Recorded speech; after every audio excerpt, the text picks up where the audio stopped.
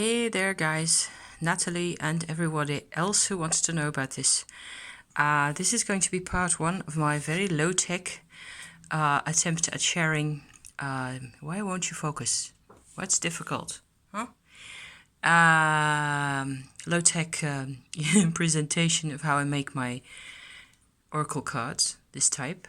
Okay, so this is phase one.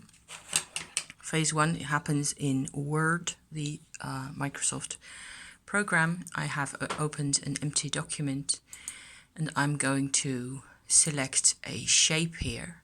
What I've done so far, I've used in the shapes, in the insert caption here, you can find all these shapes down there, and I have selected the heptagon, this one, so that if I go beep like that, that's what I actually get. So the idea is, of course, that you have to have a total surrounding shape that is actually square, more or less. Otherwise, you're going to have a narrow heptagon, which is a possibility, why not? Or a really flattened one, which is also kind of weird. Anyway, so I choose this shape for my Tantric Oracle, or whatever you want to call it. I have used a size that is more or less this size, which if I use Control C, Control V, I get a copy of the same. See, and I can have two of those per page. So an A4 page, if I go to show me the print page, like this is very small. This is what it looks like, okay? Just without any imagery so far. So back to my worksheet. What I then do is I select some image to fill it up. I've got tons of stuff here. Let me, for example, pick a holiday photograph, a recent one. Well, that would be nice if that was what I got. There's plenty of holiday photographs in here, but this is the whole imported mass from my phone all in one go. Let's just pick something a bit, something like this, a landscape. Boom. See, that's already quite pretty. This will not fit in with the Tantric Oracle, I think, that much necessarily. It's a part of Switzerland that we visited last year, I believe. So I can try again, find something else to have a look at. How about that? This is another example why you have to be, you have to pay attention to what photograph you use, because the original photograph here is apparently taller. So what the program does is squash the whole, or as much as it can, of your image into that shape. So it flattens the actual rose that's in there. So if I go to the image in the file, see how tall this, oops, let me point you in the right direction. See how tall that image is. Whereas my mountain view just now was more of a square photograph. Let me see whether I can find it again. In here somewhere. Yes, that one.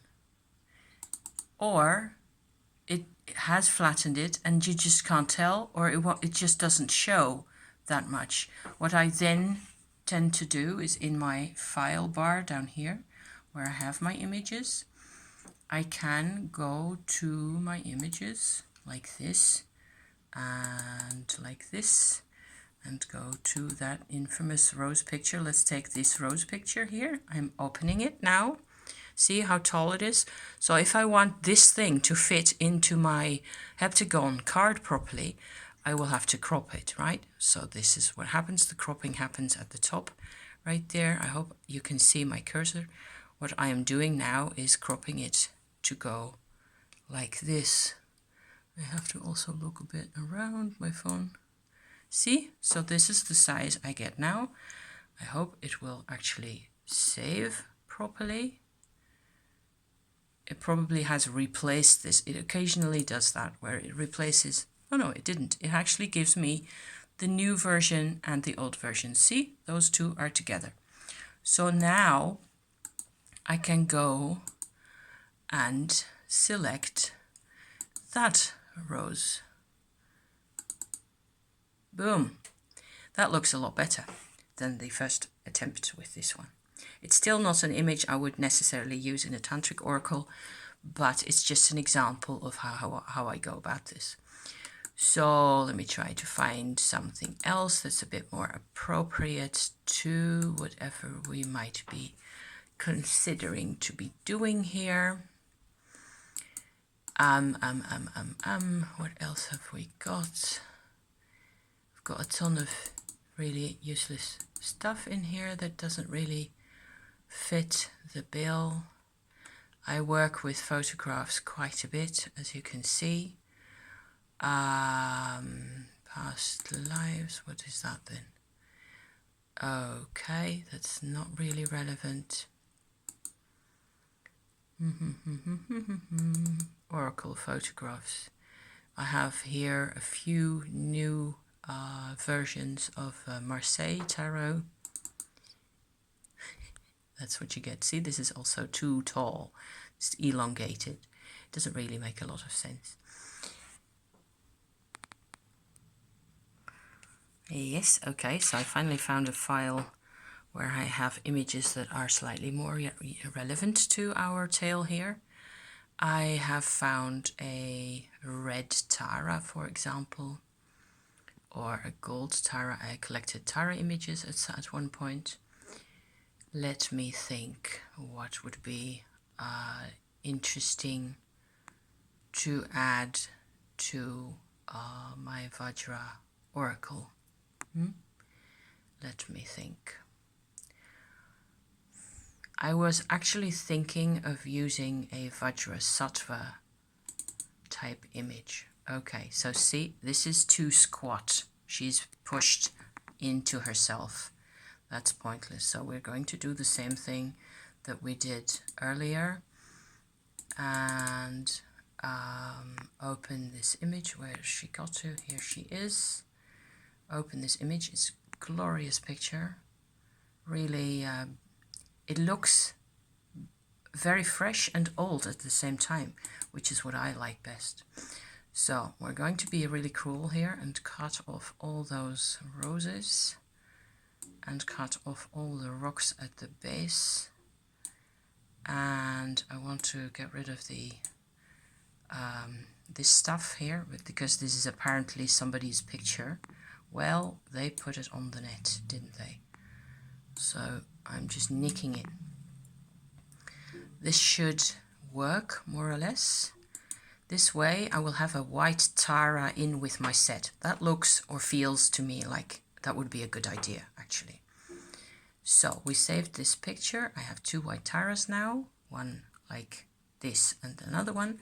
I have two heptagons on my sheet, so maybe I should do a green Tara, because I love green. So there she is. It's a bit more of a modern version, I think. Same protocol, cropping image down to herself, really as much as possible. And from the side, sorry for the little dragon face in there, he's just not coming along. And maybe this will do. I'm trying to not have the dragon at all in there. Okay, like this. I think that will be okay. It will be a bit pixelated, I'm afraid. We will have to see what happens. Of course, there's always this issue of pixelation going on. Anyway, you can spend as long as you want on this type of stuff already. See, there is the white Tara. Now we have two Taras coming in for the deck. And this takes a bit more time. There's my green Tara. And because in my experience, I haven't really worked with these necessarily, but I felt drawn to Tara of course. I mean, how could I be talking to you about all that Vajra and meditation stuff without having something with her? You know, she's nice. I like both of them.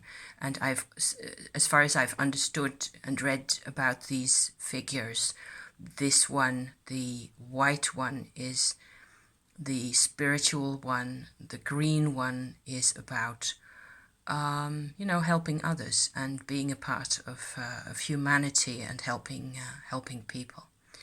So those two symbols, there's other color tarots, as you have seen in my folder, because I'm also a color nut, so yeah. So we're going to print this out now and see what happens. They may be slightly smaller than my original file. I don't care. It's fine. So they come out of the printer now. I'll show you the sheet when it's done. This is, yeah, my printer isn't the top quality. It's a fairly cheap one. And I just have to make do with that. It's fine. And I can always... These images will need fairly little doctoring, actually. I think they are... This is what how they came out. So I think I can already see that they are quite a bit smaller than the original Tantric Oracle cards that I made. It doesn't even really matter because I'm not using these cards as an oracle. I'm using them as meditation cards and to, you know, just carry around with me and to enjoy having these images. So that concludes part one. The computer part, I have to save this file now, and or whatever it is that I'm doing with this file. Probably stick the images in with the original file of this set of cards, and then on to phase 2 at some point soon. Thank you for watching, and keep your eyes peeled for phase 2, because that'll be the interesting bit, gluing and cardboarding and cutting and papering and all that stuff. And the third probable session will be about the interesting bit, really, where there's painting and inks and paints involved. Okay, thank you. See you then. Bye-bye.